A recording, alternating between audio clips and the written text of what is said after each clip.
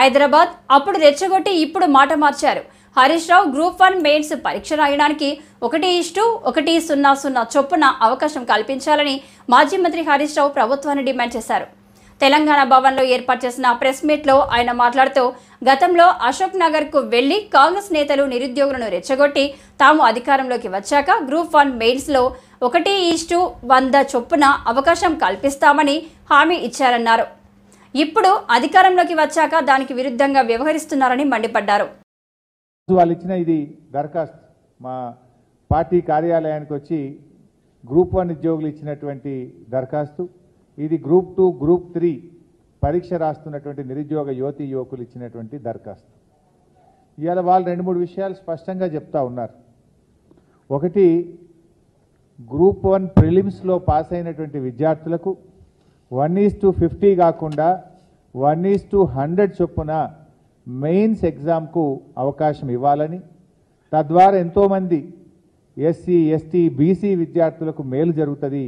1:100 చొప్పున మరి మెయిన్స్ పరీక్షలకు అనుమతి ఇవ్వాలని చెప్పి ఈరోజు బీఆర్ఎస్ పార్టీ ఈ రాష్ట్రంలోని గ్రూప్ 1 పరీక్ష రాసిన విద్యార్థుల పక్షాన డిమాండ్ చేస్తూ ఉంది.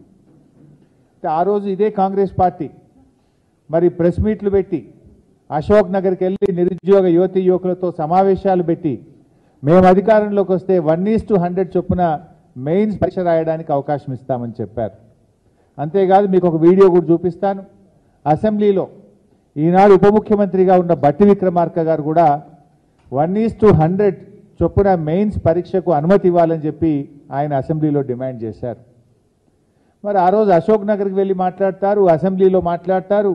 ఈరోజు అధికారంలోకి వస్తే ఎందుకు 1:100 అనుమతి ఇవ్వడం లేదు అని చెప్పి నేను అడుగుతా ఉన్నా. అంటే ప్రతిపక్షంలో ఒక మాట, అధికారంలోకి వస్తే ఇంకో మాట ఉంటుందా? ఎందుకు మీరు మాట తప్పుతా ఉన్నారు? ఆ యువత వచ్చి మీ కాళ్ళ వేళ్ళబడ్డా కూడా కనికరం లేదా మీకు? కనీసం స్పందించరా అని నేను అడుగుతా ఉన్నా. ఆ రోజు బట్టి గారు మాట్లాడినటువంటి వీడియో కూడా ఈరోజు మీ ముందు అసెంబ్లీలో ఆయన మాట్లాడిన వీడియో కూడా చూపిస్తాం. సరే, చాలా సంవత్సరాల తర్వాత ఈ రాష్ట్రం వచ్చిన తర్వాత మొదటిసారి వాళ్ళకి నోటిఫికేషన్ ఇచ్చారు అధ్యక్ష. 1:50 వాళ్ళ ఎలిజిబిలిటీ ఇచ్చారట. 1:50 కాకుండా 1:100 ఇస్తే కొంత ఎక్కువ మంది చాలా సంవత్సరాల నుంచి ప్రిపేర్ అవుతున్నారు కాబట్టి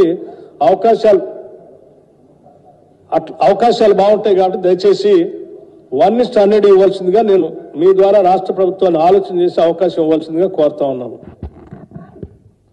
ఆ రోజేమో 1:100 ఇవ్వాలని యువతను రెచ్చగొట్టారు. మేము అధికారంలోకి రాగానే 1:100 అవకాశం ఇస్తామని చెప్పారు. ఈరోజు ఎందుకు ఇవ్వడం లేదు? ఎందుకు మాట తప్పుతున్నారు?